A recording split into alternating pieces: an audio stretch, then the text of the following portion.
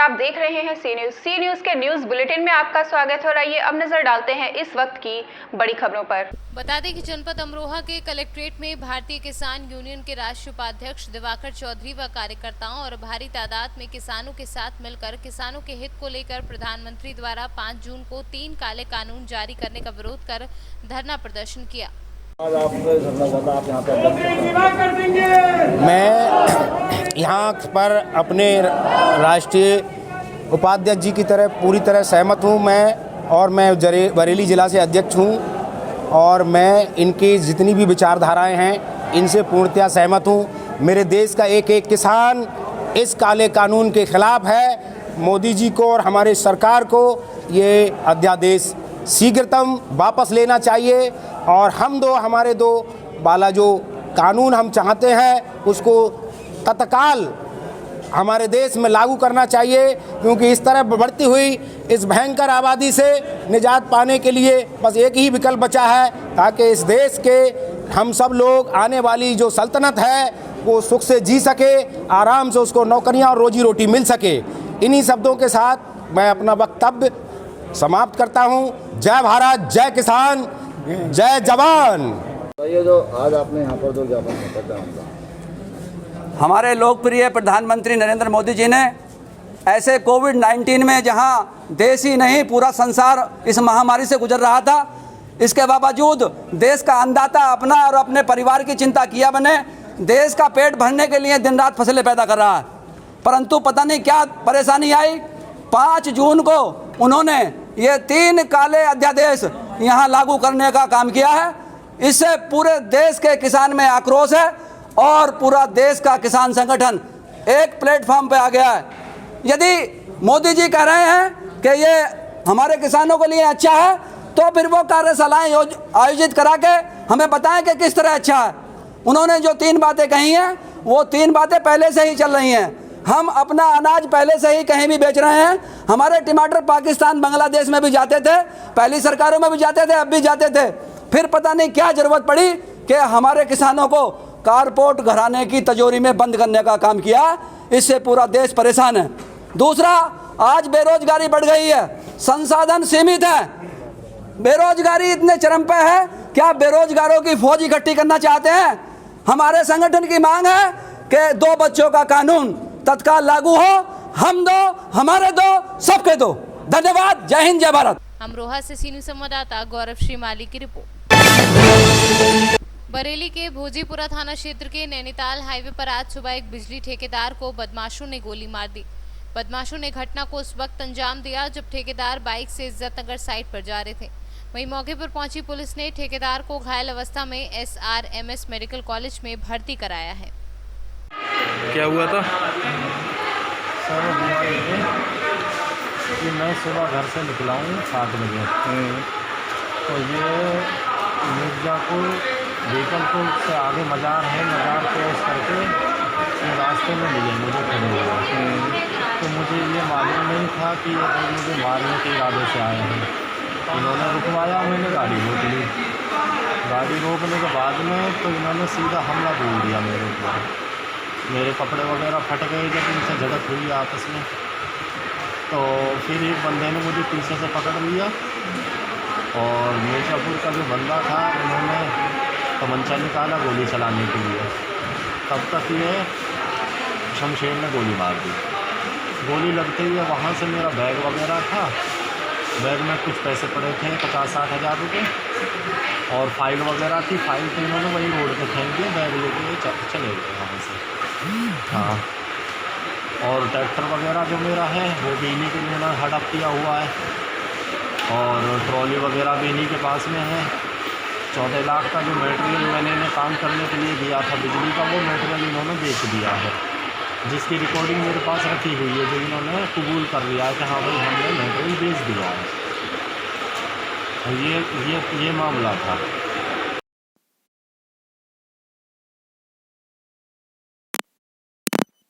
तहरीर दी गई है कि उसके जो बिजनेस पार्टनर हैं वो पैसा नहीं दे रहे थे और इस वजह से उन्होंने उसके ऊपर हमला करवाया है और उसके बाएं हाथ में गोली लगी है।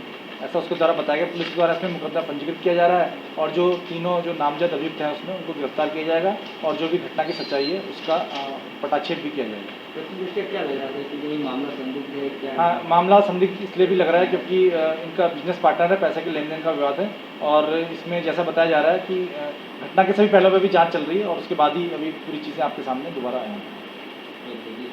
बरेली से कैमरा पर्सन श्रीराम शर्मा के साथ विनय सिंह चौहान की रिपोर्ट। बाराबंकी कोरोना जैसी महामारी में सरकार जनता की परेशानियों को कम करने के बजाय उन्हें गरीबी व बेरोजगारी की ओर ले जा रही है। पूंजीपतियों को खुश करने के लिए भाजपा सरकार ने किसान और कृषि कारोबार करने वाले व्यापारियों को बर्बाद करने का विधेयक लाकर संसद में पारित करा रही है। बीजेपी सरकार में रोजगार मांगने वालों को लाठियां और उनका विरोध करने वालों को जेल भेजा जा रहा है। केंद्र और प्रदेश सरकार ने जनता को अपनी गलत नीतियों से परेशानी के अलावा कुछ नहीं दिया। भाजपा सरकार का कृषि विधेयक को लाना उसकी पूंजीपतियों की चिंता को दर्शाता है। उक्त विचार पूर्व मंत्री हाजी फरीद महफूज किदवई ने सोमवार को फतेहपुर कस्बे में सपा मुखिया अखिलेश यादव के निर्देशन में समाजवादी पार्टी द्वारा किए गए विरोध प्रदर्शन के दौरान व्यक्त किए। विद्यार्थी अपने अपने घरों पे बैठे हैं, अब विद्यार्थी क्या पढ़ेंगे? अब उनको जैसे उसके फीस की भी प्रॉब्लम हो रही, फीस भी देने के लिए उनके पास पैसा भी नहीं है और आज उन लोगों से बताया जा रहा है कि आप घर पे पढ़ाई करके एग्ज़ाम दियो, जिसके एग्ज़ाम नहीं होना चाहिए। अभी जो एग्ज़ाम करवा रहे हैं और सोशल डिस्टेंस भी हो रहा है, लेकिन इसके बावजूद भी हर वर्ग, हर परेशान व्यक्ति भी जो है परेशान हो रहा है। मुद्दा ये है कि गरीब, किसान, मजदूर, नौजवान और इस बढ़ती हुई महंगाई के विरुद्ध में और बिजली की वृद्धि में आता रहा है और बहुत सा वर्ग ऐसा जो सताया जा रहा है। इस कोरोना जैसी महामारी बीमारी में सभी लोग एक तो कोरोना बीमारी से ग्रसित हैं और दूसरी बात कोरोना बीमारी के लिए सरकार किसी प्रकार की कोई सुविधा उपलब्ध नहीं कर पा रही है और इस बीमारी में जो भी क्वारंटाइन हो जाता है, जिसको कोरोना पॉजिटिव दिखा दिया जाता है, उसमें होम आइसोलेशन क्वारंटाइन में हो जाते हैं, लेकिन उनके बारे में किसी भी प्रकार की कोई सरकार देखरेख नहीं कर रही है। इस बढ़ती हुई बिजली की वृद्धि में और इस महंगाई में किसान की कमर तोड़ रखी है। हम लोग सभी लोग आज जो तहसील स्तर पे जो धरना प्रदर्शन हम लोग कर रहे हैं, धरना प्रदर्शन शांतिपूर्वक माननीय राष्ट्रीय अखिलेश यादव जी के निर्देशानुसार हम लोग शांतिपूर्वक इस धरने को समाप्त किए हैं और किसान, नौजवान और सभी वर्ग इस सरकार में सताए जा रहे हैं और हमारा सभी लोगों, सभी सम्मानित साथियों, हमारे सभी पार्टी के जितने भी हमारे पदाधिकारी, जितने भी हमारे साथी हैं, सभी लोग, हम लोग इस वैश्विक महामारी के खिलाफ जो इस समय सोशल डिस्टेंस का पालन करने के लिए जो सरकार कह रही है, फॉलो कर रहे हैं, हम लोग फॉलो कर रहे हैं। डॉक्टर साहब, आप ये बताएंगे कि जो कार्यक्रम हो उसके बारे में क्या कहना आपका?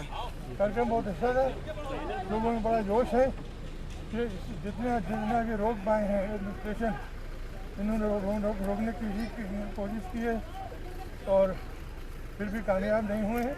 हम पूरी तरह से हम कामयाब। योगी सरकार के बारे में आप क्या कहना चाहते हैं? योगी सरकार के बारे में हम क्या कहेंगे? देश तो कह रहा है, जनता कह रही और खुद भाजपा के लोग कह रहे हैं। क्या कह रहे हैं? जो परेशान है, आखिर वो भी तो आदमी है, उनको भी तो अनाज लेना पड़ रहा है। अनाज पहले गेहूं था तो जब कटा है तब महंगा था, आज अनाज सस्ता है, गेहूं सस्ता है कि नहीं है? तो ये तो खेल हो रहा है यहाँ इस मुल्क में, उल्टी महंगा बह रही है, हर चीज़ महंगी हो गई। योगी सरकार के लिए क्या कहना चाहते हैं? योगी सरकार जाएगी और सोना नहीं जाएगी और इसको पहुंचाने वाले अखिलेश यादव हैं और उनके लेफ्टिनेंट हैं हम लोग, हम जो जनता है, ये अखिलेश यादव उसको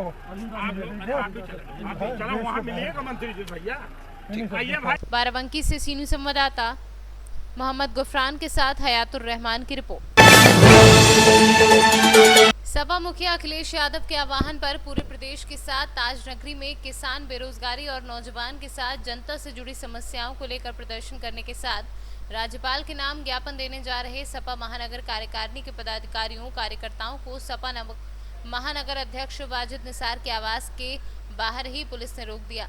इस दौरान सपाइयों की पुलिस की तीखी नोकझोंक हुई, लेकिन उसके बावजूद ना तो पुलिस मानी और ना ही सपाई टस से मस हुए। इस दौरान पुलिस के रोके जाने पर सपाई जमीन पर बैठकर ही योगी और मोदी सरकार के खिलाफ नारेबाजी करने लगे।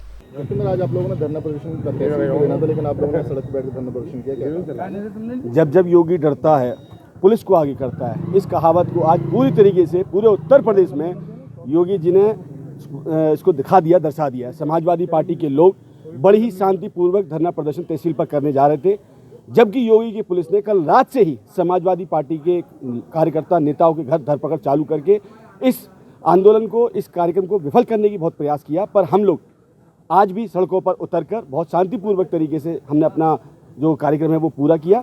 पर हम योगी जी को स्पष्ट करना चाहते हैं कि आप जब जब जुल्म करोगे समाजवादी पार्टी उतना ही संघर्ष करेगी। आज आप लोगों को तहसील पर जाकर धरना प्रदर्शन करना था, किन मुद्दों पर धरना प्रदर्शन था और आप लोगों को सड़कों पर रोक दिया गया, क्या कहना है इस पर? हमारे राष्ट्रीय अध्यक्ष जी श्री अखिलेश यादव जी के आह्वान पर आज पूरे प्रदेश में तहसील स्तर पर धरना प्रदर्शन था और उस पर मुख्य मांगे बेरोजगारी, बढ़ता अपराध, महिलाओं पर हो रहा अत्याचार, अल्पसंख्यकों का उत्पीड़न,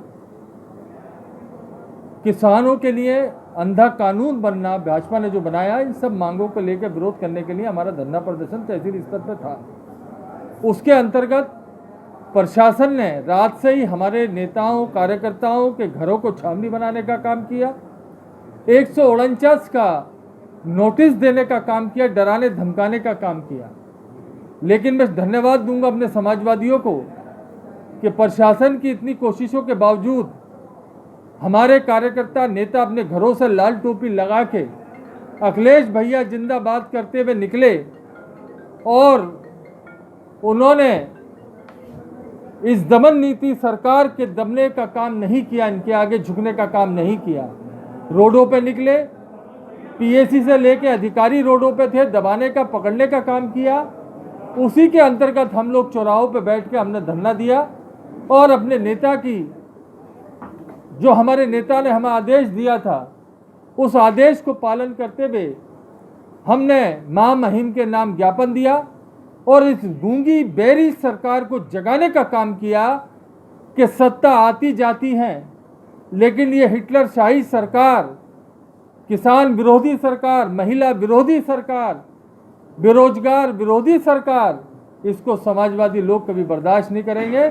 हम लोग संघर्ष करते आए हैं, संघर्ष किया है और भविष्य में भी संघर्ष करेंगे। गूंगी बेरी सरकार को जगाने का काम करेंगे, इसे उखाड़ने का, जनता के जाके बीच में जनता से इस सरकार को उखाड़ने का काम कराने का काम समाजवादी लोग करेंगे। उनकी आवाज़ उठाने का जो लोकतंत्र का अधिकार है वो छीन लिया आप लोगों को। देखिए, पहले ही सभी लोगों को नोटिस तामील किया गया था। कई सारे लोग ऐसे हैं कि जिसमें पहले ही बाउंड हुए थे, उनको नोटिस तामील किया गया था शांति व्यवस्था बनाए रखने के लिए। अभी उन्होंने एडीएम सिटी साहब को भी ज्ञापन प्रस्तुत किया, ज्ञापन लिया गया, उच्च अधिकारियों तक पहुँचाया जाएगा। उनको प्रदर्शन क्यों नहीं करना दिया, इसकी वजह क्या है? अभी उन्होंने थोड़ा बहुत प्रदर्शन किया है यहाँ पे और मेजरली उनका ये था कि ज्ञापन देना है, तो ज्ञापन उन्होंने दिया है, ज्ञापन ले लिया है, ज्ञापन ऊपर पहुँचाया जाएगा। फिरोजाबाद से सीनियर संवाददाता इरफान अब्बासी की रिपोर्ट।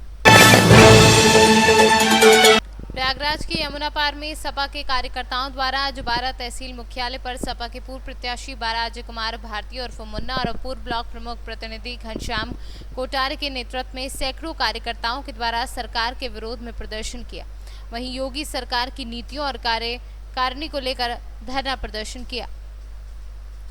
सपा कार्यकर्ताओं ने प्रदेश में बेरोजगारी, किसानों की समस्याओं, ध्वस्त कानून व्यवस्था, कोरोना काल में स्वास्थ्य सेवाओं में अनियमितता, महिलाओं के साथ बढ़ते अत्याचार आदि मुद्दों पर भाजपा की जन विरोधी नीतियों के खिलाफ सपा कार्यकर्ताओं के द्वारा जुलूस निकालते हुए 12 तहसील मुख्यालय पर सैकड़ों की संख्या में पहुंचकर सरकार विरोधी नारे लगाए।